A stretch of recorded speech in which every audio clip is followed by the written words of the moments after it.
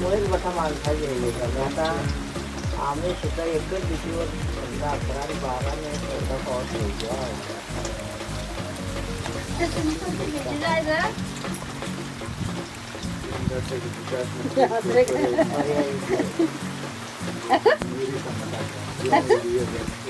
त्याच्यात मग माझी आता ती येते हिरबीट बोरबी ती डिसेंबर किंवा जानेवारी फेब्रुवारी